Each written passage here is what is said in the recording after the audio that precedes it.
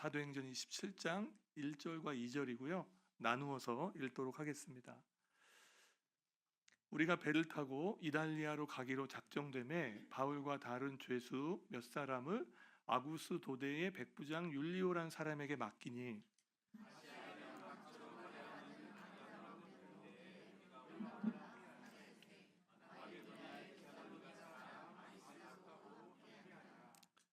우리가 풍랑으로 심히 애쓰다가 이튿날 사공들이 짐을 바다에 풀어버리고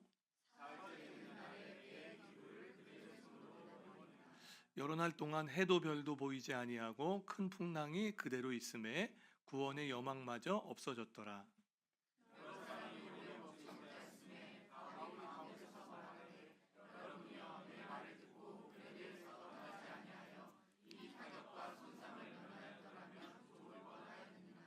내가 너희를 권하노니 이제는 안심하라. 너희 중 아무도 생명에는 아무런 손상이 없겠고 오직 배뿐이리라.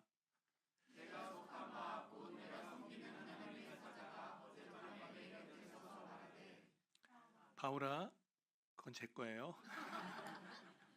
바울아 두려워하지 말라. 내가 가이사 앞에 서야 하겠고 또 하나님께서 너와 함께 항해하는 자를 다 내게 주셨다 하였으니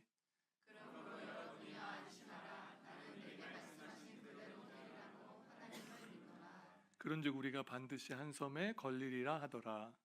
그 남은 사람들은 말조각 혹은 의지하여 나가게 하니 마침내 사람들이 아멘. 현대인들의 관심사 중 하나는 다이어트입니다. 사람들은 살과의 전쟁을 선포하고 다이어트를 시작하지만 여러 가지 장애물을 만납니다. 그 중 하나가 가짜 배고픔이에요. 이미 몸은 괜찮아요. 충분히 배불러요. 그리고 더 안 먹어도 돼요. 그런데 배가 고파요. 이 배고픔이 착각이라는 거예요. 이 가짜 배고픔의 결정적인 원인은 무엇일까요? 스트레스 때문입니다. 스트레스 때문에 갖는 이 압박감 때문에 이 가짜 배고픔을 느끼게 만들어요. 그래서 이 배고픔을 심리적 허기라고도 부릅니다. 지금 내가 느끼고 있는 배고픔이 진짜인지 가짜인지를 알 수 있는 기준이 있어요. 나에게 있는 허기가 자연스럽게 찾아오면 이건 진짜 배고픔이에요. 그래서 음식을 먹으면 만족감이 찾아와요. 행복하고 또 살 수 있는 힘이 생겨요. 그런데 가짜 배고픔은 갑자기 나도 모르는 사이에 급하게 찾아오는 것이 결정적 특징이에요. 우리는 분명히 밥을 먹었어요. 야식까지? 아니, 후식까지 야무지게 먹었거든요. 그런데 또 돌아서면 금방 배가 고파요. 그래서 우리는 말해요. 밥 먹는 배와 간식 먹는 배는 다르다. 어떤 특정한 음식이요. 굉장히 땡겨요. 목마른 사슴이 시냇물을 찾기에 갈급함 같이 그 음식을 먹어야 됐어요. 그 음식을 먹기 전까지는 잠을 잘 수도 없어요. 가짜 배고픔은 과식, 야식, 폭식, 이 트리플 크라운을 만들어내요. 그런데 음식을 먹어도 만족함이 없어요. 무언가 더 들어가야 될 것 같은 이 헛헛함을 느끼게 한다는 거예요. 이것이 반복이 되면 습관이 될 거예요. 그리고 더 큰 스트레스를 얻게 된다고 해요. 그 영양학자들은 건강한 삶의 첫 걸음은 진짜 배고픔과 가짜 배고픔을 구별하는 데서부터 시작한다고 말합니다. 신앙생활이 건강하고 행복하셨으면 좋겠잖아요. 내가 하고 있는 지금 이 예배 가운데 하나님을 만났으면 좋겠잖아요. 그리고 신앙생활에 기쁨이 있으면 좋겠잖아요. 우리가 고난이 없다는 뜻은 아니에요. 그러나 내 신앙에 기쁨이 있기를 원합니다. 그럼 내 믿음이 진짜 믿음인가, 가짜 믿음인가를 분별하는 데서부터 시작합니다. 믿음을 두고 진짜냐 가짜냐 그렇게 구분하는 건 좀 잔인하게 느껴질 수 있어요. 극단적인 감이 없지 않아 있어요. 그렇다면 이 질문 앞에 한번 나를 세워보실래요? 지금 나는 내 신앙생활은 하나님을 향해 건강한 허기를 느끼고 계신가요? 그리고 그 건강한 허기를 채우면서 점점 더 부유해지고 계신가요? 아니면 가짜 배고픔처럼 심리적 허기를 채우고 싶어요. 그래서 무언가를 막 움직이며 하는데 할수록 공허함을 느끼시나요? 우리는 지난주 유라굴라 폭풍 가운데 있었던 이 알렉산드리아 호를 살펴봤습니다. 이 배가 만난 풍랑은 어쩔 수 없는 일이 아니었습니다. 피할 수 있었고요. 근데 자초할 수밖에 없었던 선택이었죠. 이 배의 항해의 기준이 무엇이었기 때문일까요? 좀 더 편하고 싶은 욕구 때문이었습니다. 더 편하고 싶은 게 나쁘다는 뜻은 아니라고 했습니다. 때로는 편안한 환경을 하나님께서 주시는 선물일 수 있어요. 그런데 문제는 뭐라고 말씀드렸죠? 그 마음이 내 선택의 기준이 된다는 거예요. 그리스도인의 항해의 기준은 나에게 좀 더 편안함을 줄 것 같은 그 사람, 그 사건, 그 조건이 아닙니다. 이 일에 가치가 있는가? 하나님께서 흔쾌히 동행하실까? 하나님께서 기뻐하실까? 편안함을 선택하시려면 기도 안 하셔도 돼요. 하나님 예배하지 않아도 괜찮아요. 계산만 잘하시면 돼요. 이게 유리한지 불리한지 그 선택만 잘하셔도 전혀 지장이 없어요. 편안함은 그래요. 그러나 이 일에 가치가 있는가? 내가 오늘 이 예배 가운데 있을 이유가 있을까? 이건 진짜 믿음이죠. 이 배에 타고 있는 사람 중에 이 믿음을 기준으로 살아온 두 사람이 있어요. 우리가 알고 있는 바울만 탄 게 아니고요. 바울과 함께 동역하는 아리스고다가 함께 타고 있어요. 그래서 오늘은 우리는 진짜 믿음을 가진 이 두 사람의 모습을 좀 살펴보려고 해요. 그러면서 이 두 사람의 모습이 우리에게 거울이 돼서 우리의 신앙을 한번 점검해 보고 싶어요. 저는 사도행전 27장에서 진짜 믿음을 가진 사람의 세 가지 특징을 말씀드리려고 해요. 첫 번째 특징이에요. 예수 안에 있는 나를 부끄러워하지 않습니다. 사도행전 27장은 지금 바울이 이탈리아 로마로 가는 배를 타고 있어요. 근데 바울은 복음을 전하는 곳마다 유대인과 부딪혔어요. 이 대립이 뜨거운 감자였죠. 각 지방을 통치하는 총독들에게는 이게 골치 아파요. 이게 너무 이 일이 생각하고 싶지도 않아요. 그때 바울이 로마 시민권 찬스를 씁니다. 그 당시에 로마 시민권자들은 황제에게 재판을 상소할 권리를 갖고 있었어요.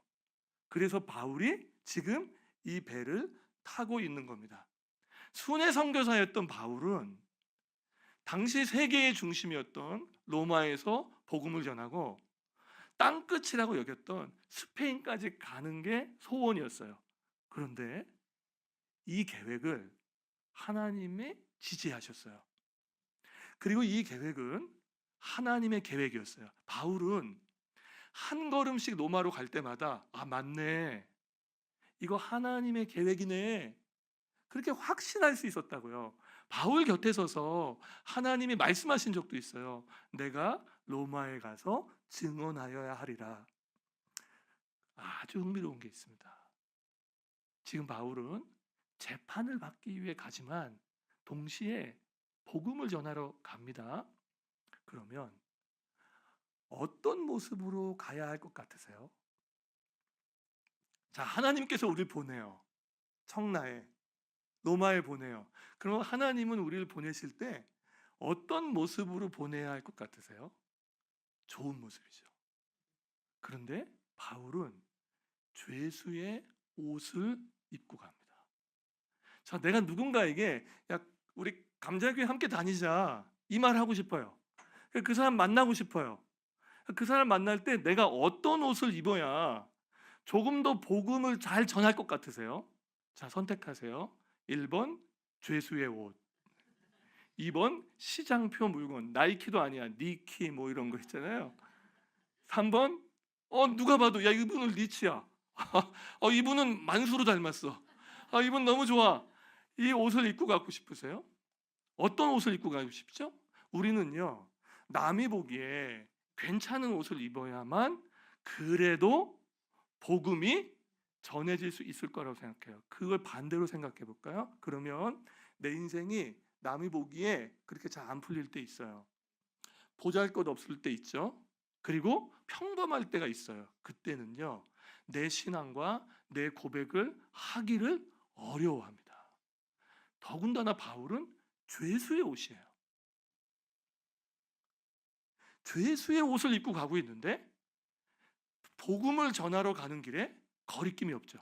왜 그랬을까요? 바울은요, 깨달았기 때문이에요. 복음은요, 내가 입은 옷과 조건으로 전해지는 게 아니라는 걸 알았어요.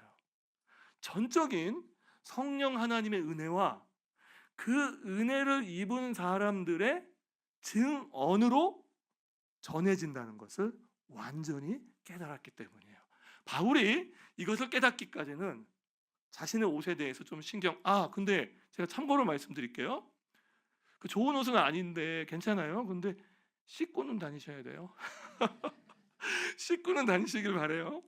네, 하나님이요, 지금 이 바울이요, 죄수의 옷을 입었지만요, 사실 그리스도의 옷을 입고 있어요. 바울과 5분만 대화해 보면 알아요. 그의 마음, 생각, 말, 태도, 선택이 어떤지는 5분만 대화해 보면 알 수 있는 거예요. 그러니까 바울은요, 죄수의 옷을 입었다고 그리스도로 옷 입은 자신의 삶의 정체성과 자부심을 내 외적인 옷에 빼앗기지 않고 있다는 것을 우리는 여기서 알 수 있어요. 사람이 명품인 거예요. 지금 이 바울과 함께 로마로 가는 한 사람이 더 있습니다. 아리스다고예요. 아리스다고는 바울을 통해서 예수님을 만났어요. 그리고 바울과 함께 동행하고 있어요. 바울은 죄인의 모습으로 가지만 아리스다고는 그 바울과 함께 가고 있는 거예요. 그런데 그 아리스다고가 바울을 부끄러워하지 않아요. 그럼 우리가요, 성도를 바라볼 때 누군가의 삶이 그리스도로 옷 입고 있다면 그가 어떤 삶의 자리를 걸어가든지 부끄러워하면 안 되잖아요. 근데 아리스다고가 부끄러워하지 않아요. 그리고 나도 어울리면 어떤 취급받을 것 같아요? 네, 나도 같이 넘어가는 게 억울해요, 안 억울해요? 억울하죠. 나는 명품 입었는데 죄수 옷 입은 애하고 이거 안 되잖아요. 우리 안 맞잖아요. 우리도 나눌까요? 이쪽은 명품, 이쪽은 네. 나눌까요? 안 맞잖아요. 그런데 아리스타고는요, 눈치 보지 않아요. 그리고 그와 함께 끝까지 동행해요. 골로새서 4장 10절 볼게요. 자, 읽겠습니다. 나와 함께 갇힌 아리스다고와. 자, 아리스다고가 바울과 함께 어떻게 돼요? 갇히죠. 그러니까 바울과 함께 걸어가는 길을, 바울과 함께 되는 길을 전혀 주저함이 없었다는 거예요. 그러니까 이 사람은 십자가도 부끄러워하지 않죠. 오히려 십자가가 내 삶을 향한 하나님의 사랑과 능력임을 알죠. 바울과 아리스다고는 하나님이 예수 안에서 조건 없이 사랑했고 우리를 온전히 용납하셨다는 그 진리를 믿어요. 하늘 가족 공동체를 선물로 주셨다는 걸 알아요. 이것을 잊지 않고 살아가는 것이 진짜 믿음을 가진 성도의 삶이라는 거예요. 겸손한데 비굴하지 않아요. 어떤 외적인 조건 때문에 위축되지 않아요. 자, 이럴 수는 있다고 생각해요. 어떤 사람의 편안함이, 어떤 사람의 부유함이 나에게 부러움이 될 수는 있어요. 제가 100번 양보해 드릴게요. 그럴 수는 있어요. 그럴 수 있다고 칩시다. 그러나 그 사람 때문에 내 형편을 비관하지 않는다고요. 복음 안에 있는 사람은 어느 곳에 있든지 내가 무슨 옷을 입고 있든지 예수 안에 있는 나라는 사람에 대한 부끄러움을 갖지 않는 사람들이라고요. 바로 이 사람이 오늘 여기 이 모습으로 우리 가운데 서 있어요. 저는 경건훈련반을 할 때마다 그 교재를 쓰신 조병호 목사님이 쓴 글이 하나 있거든요. 그 글은요, 사실 제 인생을 바꾼 글 중에 하나입니다. 저는 그래서 한 번만 읽지 않고요, 그 글을 제 옆에 두고 틈나는 대로 읽는 글이 있어요. 그 글의 주제는요, 부끄러움에 관한 것이에요. 제가 좀 읽어드릴게요. 나이 어려 이 세상을 모를 때엔 구멍 뚫린 양말을 신고 무릎 꿰맨 바지 입는 것이 부끄러움의 제목이었다. 몸 불편하신 어머니를 부축하고 사람들의 시선을 의식하며 시장통을 지나가는 것이 창피함의 이유였다. 검은 보리밥이 든 도시락을 친구들 앞에 펼쳐놓는 일은 정말 피할 수만 있으면 피하고 싶은 일이었다. 그러나 나이를 먹고 세월을 통과하고 이 세상을 주관하시는 하나님의 마음에 주목하는 시간들이 쌓여가면서 나의 부끄러움과 창피함에 대한 시각이 조금은 달라진 것 같다. 은혜를 돌이 아닌 물에 새기는 것이 부끄러운 일이라는 것을 알게 되었다. 하나님께서 내게 허락하신 나만의 목과 나만의 장점을 함부로 비교하여 시기하는 것이 창피한 일이라는 것을 알게 되었다. 마음의 평정을 잃지 않고 타인에게 예의를 갖추며 가슴의 따뜻함과 열정을 잃지 않고 사는 일이 그렇게 말만큼 간단치는 않다. 또한 보이지 않는 믿음과 소망과 사랑을 어떻게 보이는 삶 속에 투영해낼 수 있을까를 고민하는 것도 하루 이틀에 끝낼 숙제는 아닌 것 같다. 그러나 성경에서 하나님의 꿈을 발견하고 성경을 통해 하나님의 마음을 읽어내려고 애쓰고는 있지만 하루하루 실제에 가깝고 먼 사람과의 관계 속에서 적어도 하나님 앞에 부끄럽지 않게 사는 것이 참으로 힘들다는 것을 절감하며 산다. 한마디로 어떻게 살 것인가? 이 짧은 질문 앞에 한없이 부끄러워지는 것이다. 또다시 은혜로 주어지는 새로운 한 날에 덜 부끄러운 자로 서볼 수 있기를 두 손 모아 빈다. 바울은 자신의 삶의 형편을 부끄러워하지 않았습니다. 내가 예수 안에 있다면 진짜 부끄러운 게 있었죠. 내가 예수 안에 있는데 예수를 닮지 않는 겁니다. 바울은 고백했죠. 내게 있는 가장 고상한 지식은 예수를 아는 것이라. 어느 곳에 사세요? 어떤 차 타고 오셨어요? 어떤 학교 나오고 무슨 일을 하고 계세요? 혹시 누리고 계시다면 그거 자랑하라고 주신 게 아닙니다. 나누고 살라고 주신 거예요. 혹시 그냥 그닥 평범하세요? 예수 안에 있는 내 모습을 부끄러워하지 않는 성도가 되시길 간절히 소망합니다. 세상의 라벨에 내 마음을 빼앗기지 않는 게 성도죠. 그리고 복음은 우리의 현실보다 훨씬 더 크고 위대합니다. 두 번째 특징입니다. 주님의 인도하심을 따라 어디든 주와 함께 가려고 한다는 거예요. 1절에 보면 바울이 이탈리아 로마로 가는 게 작정되었다고 합니다. 이 말은 그렇게 결정되었다는 뜻이에요. 그런데 하나님이 그렇게 계획하셨다는 말이 아닙니다. 여기서의 작정은 로마의 행정명령을 말하는 거예요. 로마가 그렇게 바울을 데리고 이탈리아로 가기로 그 로마가 결정했다는 뜻이죠. 누가는 이것을 작정이라고 기록하면서 이 로마의 행정명령보다 더 큰 숨어있는 하나님의 작정이 있다는 것을 우리에게 말하고 싶어 합니다. 분명 겉으로 볼 때는 로마에 가는 죄인의 옷을 입고 끌려가는 거예요. 그런데 하나님은 그를 보내십니다.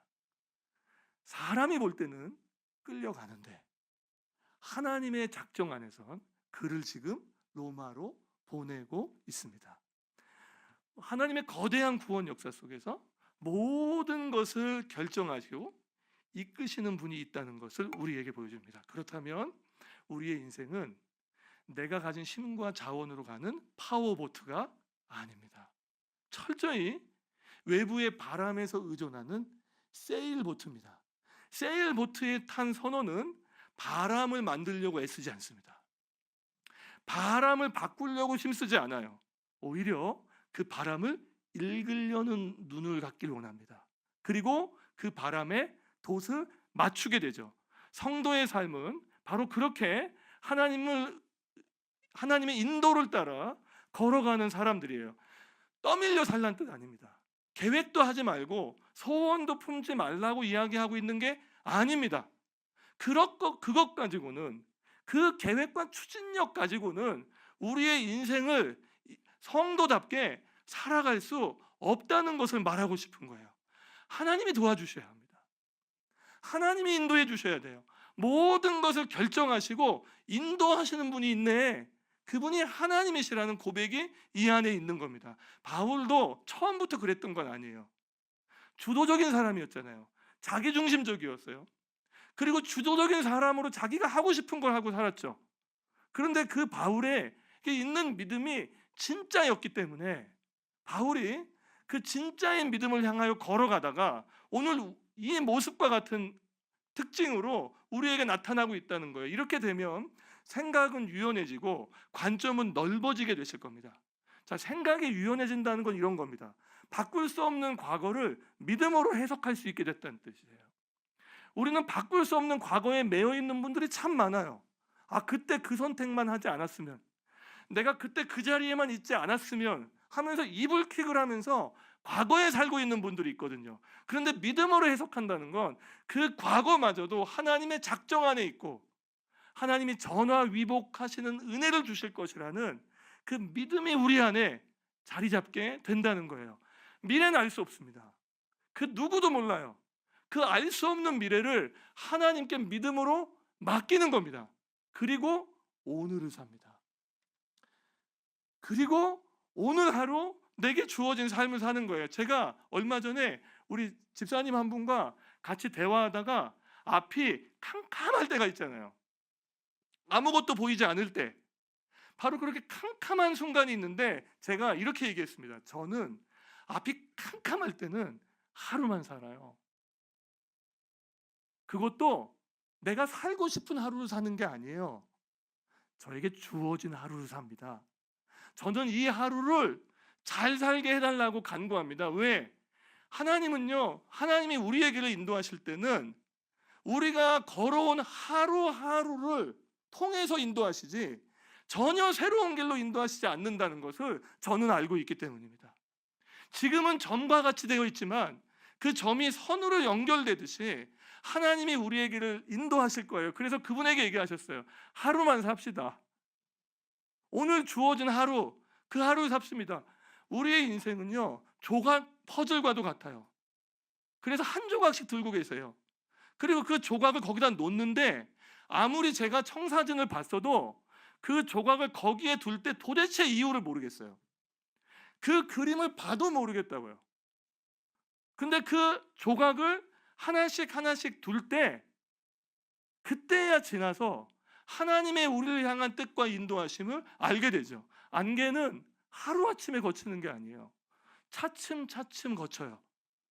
하나님의 지으신 뜻도 우리의 인생 가운데 뚜렷이 보이게 하실 때가 있다는 거예요. 바로 그런 믿음을 가지고 우리의 삶을 먼 관점으로, 먼 호흡으로 하나님이 한 발자국씩 인도해 가실 거라는 그 믿음을 가진 모습으로 오늘 이 항해의 배에 타고 있다는 것을 알게 돼요. 그래서 이런 성도는요, 나중은 없어요. 지금 하세요.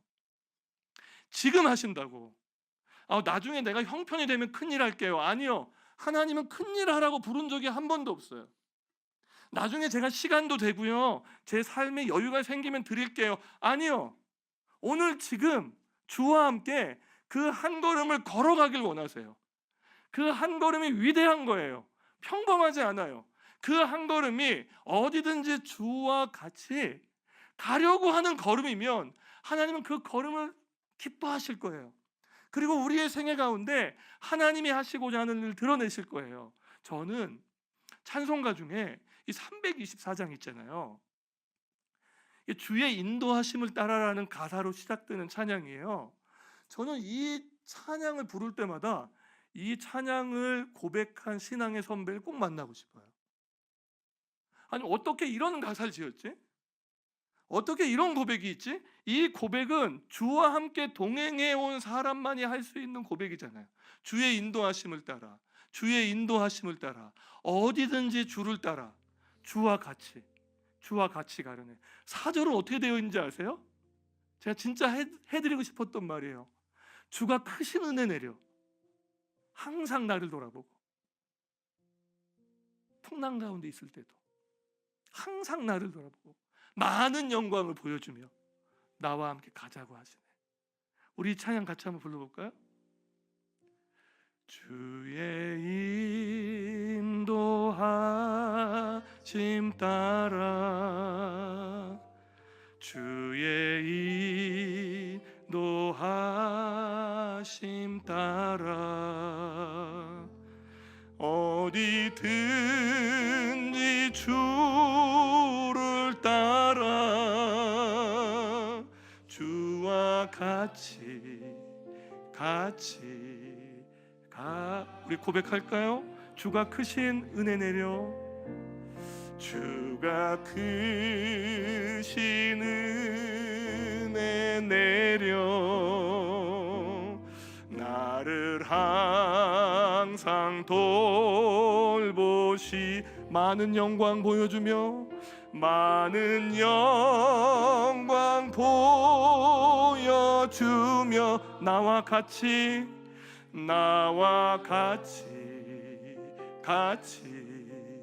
가려. 주의 인도하심 따라, 주의 인도하심 따라, 주의 인도하심 따라, 어디든지 주를 따라, 주와 같이 가려네. 아멘. 그래서 이 사람은요, 하나님의 뜻을 알고 싶은 거죠. 이 사람이요, 하나님의 뜻을 알고 싶은 거죠. 그리고 그 뜻을 알고 싶은 이유는 그 뜻 앞에 내 삶을 조율하고 싶어서 그런 거죠. 이 믿음 안에 우리 감자 공동체가 한 걸음씩 더, 저는 그런 것 같아요. 새벽에 모두 다 가고 나시면 이 노래 부르면 제 마음이 어둡다는 뜻이에요. 이 노래 부르면 제 마음이 이거 안 보이네 하는 뜻이에요. 근데 이 노래 딱 부르잖아요. 이 찬양 고백하잖아요. 그분이 같이 가고 계시구나. 같이 가고 계신다는 걸 확신하는 아침이 되시길 바라요. 세 번째 특징이에요. 하나님을 아는 지식이 점점 더 넓어지고 깊어집니다. 하나님을 아는 지식은요, 하나님의 말씀을 바르게 알고 그 말씀이 내 삶에 체험되고 확인되는 과정이 있어요. 그리고 그러면서 체화된 지식이에요. 그러니까 논리로는 다 담을 수 없는 영적인 감각이에요. 그러니까 생활의 달인 같은 거예요. 그분이 그 일을 계속하면서 쌓여온 그 반복 때문에 매너리즘이 생긴 게 아니고 어떤 남이 흉내낼 수 없는 감각이 생기는 거 있죠. 이게 하나님을 아는 지식이에요. 자, 우리는 부부 생활을 오래오래 하셨잖아요. 자, 한번 질문해 볼게요. 대답은 하지 마세요. 좋은 꼴만 보시나요? 못 볼 꼴을 더 많이 보시나요? 네. 당황스럽네. 네. 우리는 못 볼 꼴을 훨씬 더 많이 본 걸로 밝혀졌잖아요. 밝혀졌어요, 이미. 이거는 다. 근데 그러면서 부부가요, 서로 함께 살아온 세월만큼 좋은 꼴만 본 게 아니고요, 못 볼 꼴도 봤는데 서로에 대한 어떤 감각이 생기나요? 아주 신적인 감각이 생기죠. 가끔씩요, 저는요, 제 아내가 하나님보다 저를 더 잘 아는 것 같다는 느낌이 들 때가 있어요. 정말 잘 알아요. 제가 이 야구를 하고 돌아오잖아요. 그러면 이 벨 누르는 소리만 들어도 오늘의 승패를 맞춥니다. 오늘의 승패를 맞춰요. 제가 계속 와가지고 저 지면 이제 좀 다운되잖아요. 다운돼요. 여기 왔다 갔다 하면 저한테 가만히 있다 얘기해요. 졌구나. 이걸 다 알아요. 근데 그거는 아내와 제가 함께 살아온 세월 때문에 아는 거라고요. 그러니까 하나님과 함께 산 사람은요, 하나님과 함께 살아온 사람이 갖고 있는 그분을 향한 지식이 있다고요. 이게 체화된다고요. 오늘 알렉산드리아 배가 풍랑 속에서 모든 걸 다 버려야 됐어요.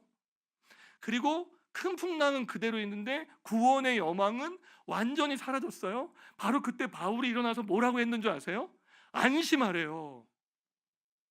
이 배가 손상은 좀 있을 거래요. 굉장히 진실하게 말했죠. 그러나 이 배에 탄 모든 사람은 하나님의 손에 있으니 걱정할 게 없다고 이야기했어요.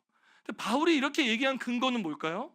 이 이야기의 근거는요, 전날 밤에 그 폭풍 중에도 하나님의 사자가 바울에게 말씀하셨기 때문이에요. 이 말씀 확인해 볼게요. 사도행전 27장 22, 25절이에요. 같이 읽어볼게요. 내가 너희를 권하노니 이제는 안심하라. 너희 중 아무도 생명에는 아무런 손상이 없겠고 섬기는 하나님의 사자가 어젯밤에 내 곁에 서서 말하되 바울아 두려워하지 말라. 내가 가이사 앞에 서야 하겠고 또 하나님께서 너와 함께 항해하는 자를 다 내게 주셨다 하였으니 그러므로 여러분이여 안심하라. 나는 내게 말씀하신 그대로 되리라고. 자, 바울도 이 풍랑 중에 두려워했던 것 같아요. 그러니까 하나님의 사자가 두려워하지 말라고 얘기하잖아요. 그러면서 뭐라고 얘기했냐요? 안심하라고 얘기하면서 이렇게 얘기합니다. 바울이 나는 내게 말씀하신 그대로 되리라고 하신 하나님을 믿노라. 자, 여기서의 포인트는요, 하나님의 말씀을 듣고 있다는 거죠. 그 방법이 아니고요, 신비로 오냐 상식적으로 오냐 하감목으로 오냐 이 방식이 아니고요, 뭐예요? 이 풍랑 중에 우리 말씀 못 듣잖아요. 풍랑 중에 하나님 말씀 안 들리잖아요. 근데 이 풍랑 한복판에서도 하나님의 말씀을 듣는다고요. 그 말씀이 나를 사로잡는다고요. 그 말씀이 나를 휘감는다고요. 그래서 얘기한 거예요. 말씀하신 그대로 되리라고 하신 하나님을 믿노라. 저는 우리 성도님 한 분 한 분이요, 하나님의 사자가 뭐라고 하는 신비의 방식이 아니고요, 폭풍 가운데 있을 때도 여전히 말씀하고 계시는 그 하나님의 말씀 앞으로 한 걸음씩 나아가시기를 바래요. 바로 그 말씀 때문에요, 그 말씀 믿는 바울의 말대로 됐어요. 27장 44절 볼게요. 자, 읽겠습니다. 그 남은 사람들은 널조각 혹은 배 물건에 의지하여 나가게 하니 마침내 사람들이 다 상륙하여 구조하니라. 자, 나는 내게 말씀하신 그대로 되리라고 하신 하나님을 믿노라. 하나님께서 우리에게 하나님을 아는 지식은요, 하나님의 말씀을 바르게 알고요, 그대로 되리라고 하시는 하나님을 신뢰하는 걸음에서 자라나요. 전문가의 전망, 내 경험에서 나오는 직관, 확보된 정보, 내 느낌이 결론이 아니라요, 하나님의 말씀이 결론이 될 때 체험이 되기 시작해요. 그때야 비로소 하나님을 아는 지식이, 하나님을 알고 사랑하는 마음이 우리의 삶에 풍성해지기 시작한다는 거예요. 오늘 이 고백이요, 전 다시 하고 싶어요. 나는 내게 말씀하신 그대로 되리라고 하신 하나님을 믿노라. 그 하나님을 믿는다고 할 때 보십시오, 유라굴라 광풍 가운데 있는 그 배가 순식간에 상황이 좋아진 게 아니에요. 그 말 한마디 때문에 상황이 갑자기 바뀐 게 아니에요. 근데 뭐가 바뀌었는 줄 아세요? 분위기가 바뀌어요. 그 말 한마디 때문에 그 배 안에서 모든 절망으로 희망을 잃어버린 사람들의 마음에 뭐가 생겨요? 빛이 들어가는 거죠. 하나님의 말씀으로 빛이 들어가요. 희망이 생겨요. 우리 어쩌면 하나님 은혜 안에 살 수도 있겠는데? 라고 하는 마음이 들어가는 거죠. 하나님을 아는 지식이 많은 교회는요, 어떤 게 있을까요? 그 성도의 말이 다릅니다. 말이 다른 거예요. 그 사람 말 한마디 때문에 분위기가 바뀌어요. 그 공동체의 온도는요, 법 없이도 살 만한 착한 사람이 결정하는 게 아니고요, 하나님을 아는 지식이 점점 더 깊어지고 넓어지는 사람들의 말 한마디 때문에 그렇습니다. 그 말 한마디 때문에 누구의 마음에 희망이 생겨요. 그 말 한마디 때문에 누구의 마음에 하나님을 더 알고 싶은 열망이 생기는 거예요. 다시 한번 강조할게요. 바울의 이런 담대함은 자기가 원래 세서 자기 주도력이 강해서 나오는 게 아니고요. 하나님이 약속하신 대로 지키시는 분이라는 것을 경험해 왔기 때문이에요. 그걸 날마다 경험해 왔기 때문이에요. 그래서 이 풍랑 중에도 흔들리지 않는 거예요. 이 풍랑 중에도 어떻게 저 풍랑 중에 저 믿음을 가져? 아니요, 그런 얘기를 하고 싶은 게 아니에요. 성경은 오늘 바울이 걸어왔던 길을 봐. 아리스타고가 걸어갔던 길을 봐. 그게 성도가 가는 길이야. 우리 다 같이 그 길로 가자고 하나님이 초대하고 계시잖아요. 감사가 자라나는 감자 가족 여러분, 몸만 가짜 배고픔이 있는 게 아니에요. 우리의 믿음도 가짜가 있어요. 유사가 있어요. 처음엔 잘 모르세요. 그런데 나중에 시간이 지날수록 알게 돼요. 우리의 믿음이 내 심리적 허기를 채운 것이었다면 어떻게 되냐면 예수 믿는 게 감격이 아니실 거예요. 근데 제가 지금까지는 진짜 감사한 게 뭔지 아세요? 정말 다행인 건데요. 제 안에 있는 예수를 믿고 구원받은 감격이 점점 더 커져요. 너무 감사해요. 근데 그 감사가 우리의 주어진 삶의 현실을 소화하고 이기게 하다. 근데 그게 없어요. 계속 심각하고 복잡해. 헷갈려요. 뭐가 예수를 믿는 건지 헷갈려. 이리로 갔다가 저쪽으로 갔다가. 하나님의 인도요? 아니요. 내 뜻대로 풀리지 않는 인생에 대한 절망과 원망이 더 강해지죠. 하나님을 아는 지식이 너무나 큰 흉기가 돼요. 전 이게 너무 안타까워요. 하나님을 아는 지식이 정보에 그치니까 다른 사람을 살리는 말이 아니라 다른 사람을 휘두르는 칼이 되잖아요. 하나님을 아는 지식으로 다 배잖아요. 그런데요, 우리가 예수 안에 있잖아요. 우리가 진짜 믿음을 갖고 기독교 신앙이 추구하는 참된 가치를 향해 나아가잖아요.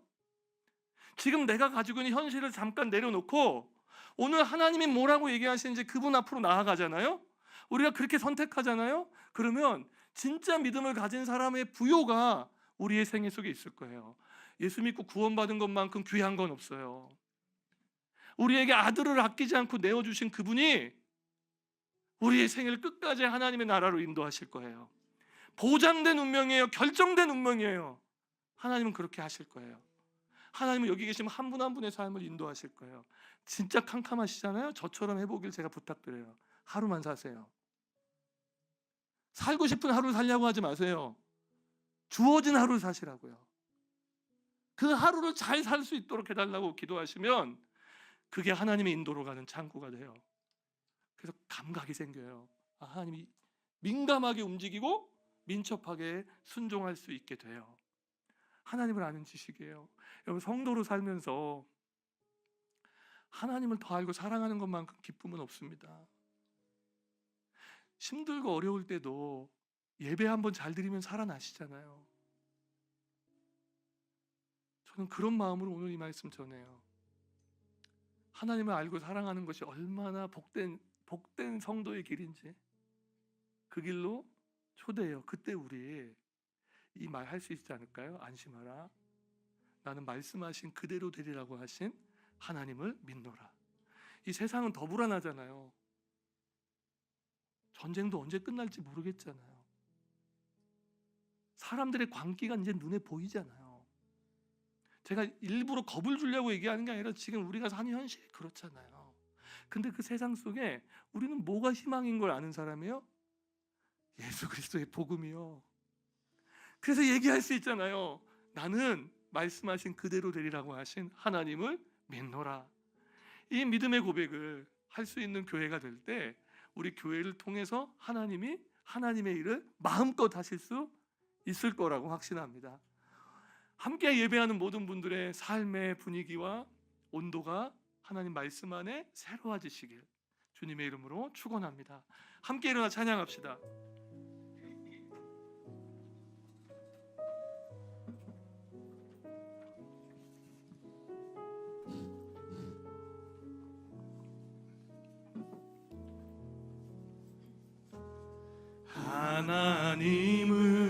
하나님은 너를 만드신 분, 너를 가장 많이 알고 계시며, 하나님은 너를 만드신 분, 너를 가장 깊이 이해하신단다. 하나님은 너를 지키시는 분, 아멘. 너를 절대 포기하지 않으며, 하나님은 너를 지키시는 분, 너를 쉬지 않고 지켜보신단다. 그의 생각 셀 수 없고, 그의 자비 무궁하며, 그의 성실 날마다 새롭고, 그의 사랑 끝이 없단다. 하나님은 너를 원하시는 분, 하나님은 너를 원하시는 분, 이 세상 그 무엇 그 누구보다 하나님은 너를 원하시는 분, 너와 같이 있고 싶어 하신단다. 하나님은 너를 인도하는 분, 하나님은 너를 인도하는 분, 아멘. 광야에서도 폭풍 중에도 하나님은 너를 인도하는 분, 푸른 초장으로 인도하신단다. 그의 생각을 신뢰합시다. 그의 생각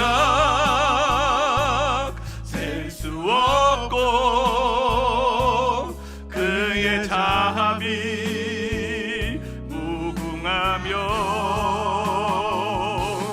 그의 성실 날마다 새롭고, 그의 사랑 끝이 없단다.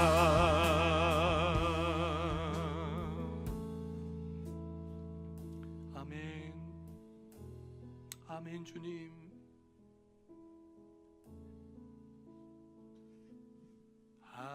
하나님은 너를 원하시는 분, 너를 원하시는 분, 이 세상 그 무엇 그 누구보다 하나님은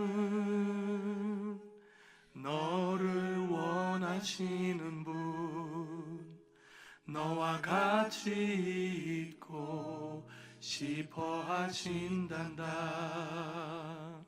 하나님은 너를 인도하는 분, 광야에서도 폭풍 중에도 하나님은 너를 인도하는 분, 푸른 초장으로 인도하신단다. 그의 생각 셀 수 없고, 그의 자비 무궁하며, 그의 성실 날마다 새롭고, 그의 사랑 끝이 없단. 그의 생각 찬양합시다. 그의 생각 셀 수 없고, 그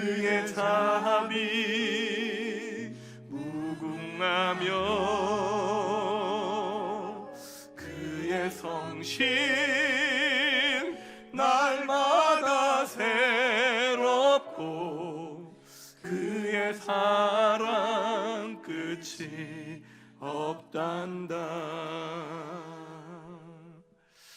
폭풍 중에도 하나님의 말씀이 바울을 장악하고 지배했던 것처럼 오늘 우리에게 말씀하신 하나님이 우리의 생애를 온전히 붙잡으시기를 간절히 소망합니다. 우리 이 시간에 이 말씀에 응답하는 마음으로 자유롭게 기도할게요. 하고 싶은 기도 하세요. 기도합시다. 하나님 아버지, 역사해 주시기를 소망합니다. 하나님 아버지 함께 하여 주십시오. 하나님 아버지 역사해 주시기를 소망합니다. 하나님 아버지 함께 하여 주시기를 소망합니다. 하나님 아버지 함께 하여 주시기를 소망합니다. 도와주십시오. 하나님 아버지 함께 하여 주시기를 소망합니다. 하나님 붙잡아 주시기를 소망합니다. 하나님 인도해 주시기를 소망합니다. 함께 하여 주시기를 소망합니다. 하나님 아버지 역사해 주십시오. 하나님 아버지 역사해 주시기를 소망합니다. 도와주십시오. 아버지 하나님 함께 하여 주시기를 소망합니다. 아버지 이 진짜 믿음을 가진 교회가 되고 싶습니다. 거창한 걸 말하는 게 아닙니다.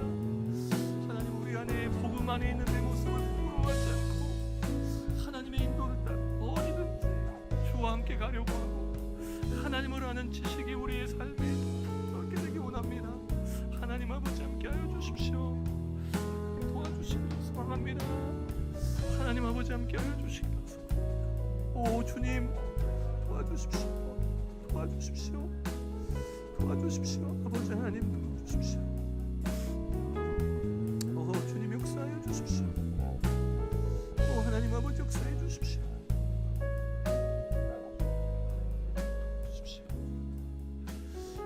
우리 이 시간에 감자교회를 위해서 한번 기도합시다. 또 오늘 예배에 방문하신 분들도 함께 예배해서 반갑습니다. 이 교회를 위해서 기도해 주시면 좋겠어요. 다른 거 없습니다. 기독교 신앙의 참된 믿음을 추구하는 교회가 되게 해달라고 기도합시다. 그러면 우리 교회 안에 복음 안에 있는 내 모습을 부끄러워하지 않는 성도들이 일어날 거예요. 어디든지 주를 따라 가고자 하는 하나님의 인도하심 앞에서 하루를 살게 될 거예요. 하나님을 아는 지식이 우리 안에 더 풍성해져서 그게 자랑이나 교만이나 이력서가 아니라 누군가를 살리는 생명의 말이 될 거예요.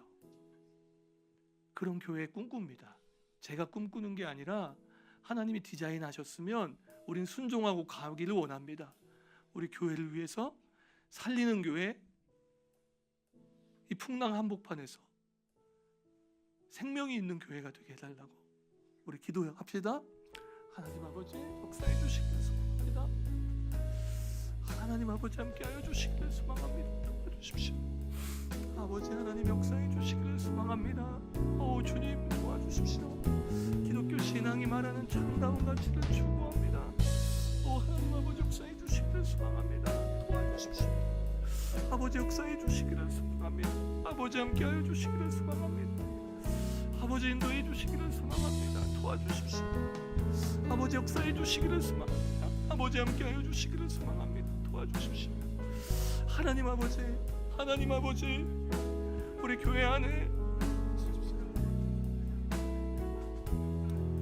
오 하나님 아버지 역사해 주시기를 소망합니다. 도와주십시오. 오 하나님 아버지 역사해 주시기를 소망합니다. 도와주십시오. 아버지 하나님 함께하여 주시기를 소망합니다. 도와주십시오. 하나님 아버지 역사해 주십시오. 그의 생각 셀 수 없고 그의 자비 무궁하며 그의 성실 날마다 새롭고 그의 사랑 우리 하나님 찬양합시다. 하나님을 높입시다. 그의 생각 그의 생각 아멘 셀 수 없고 그의 자비 무궁하며 그의 성실 날마다 새롭고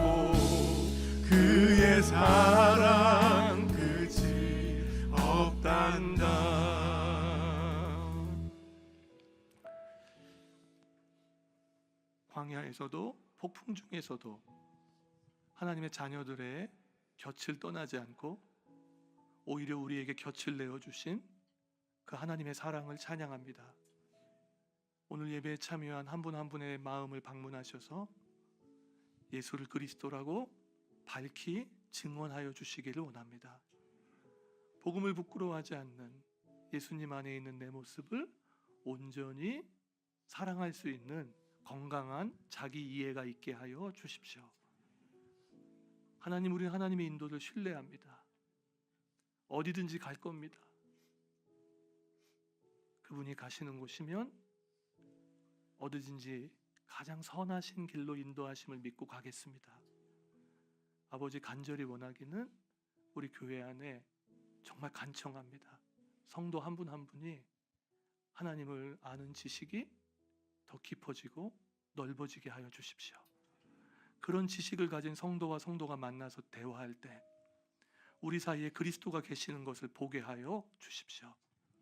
아버지, 오늘 특별히 우리 감자 가족 중에 한 분을 주님의 손에 온전히 위탁하며 기도합니다. 우리 김인수 집사님을 하나님의 손에 위탁하며 기도합니다. 하나님께서 붙잡아 주시고 이끌어 주셔서 잘 대처하게 하셨고 여기까지 인도해 주셨으니 감사합니다. 우리 모두가 함께 기도합니다. 우리 모두가 함께 위대한 의사이신 그분께 구합니다. 머리부터 발끝까지 새롭게 창조될지어다. 혈관과 심장과 모든 것들을 하나님께서 새롭게 하여 주십시오. 놀랐을 가족들과 그리고 그 치료 과정을 함께하는 감자교회 위에 은총을 베풀어 주셔서 전화위복이 되게 하여 주십시오. 말씀하신 그대로 되리라고 하신 하나님을 믿습니다. 오늘 예배에 참여한 분들 중에 혹시 마음이 복잡하거나 내 삶이 풍랑 가운데 계신 분들이 있다면 오늘 이 말씀 듣고 그리스도께로 올 수 있도록 역사해 주십시오. 우리가 드리고 있는 것, 우리가 나누고 있는 것, 고백하고 있는 모든 것이 주께로부터 왔습니다. 다시 주께로 드리니 하나님을 머리에, 사람을 가슴에, 물질을 발 아래 둔 성도의 삶을 함께 걸을 수 있도록 복을 내려 주십시오. 지금은 우리 주 예수 그리스도의 은혜와 하늘 아버지의 놀라우신 사랑과 성령 하나님의 감화감동 교통하심이 주 안에 있는 자들, 모든 예배자들 위해 이제부터 영원토록 함께 하시기를 축원합니다. 아멘.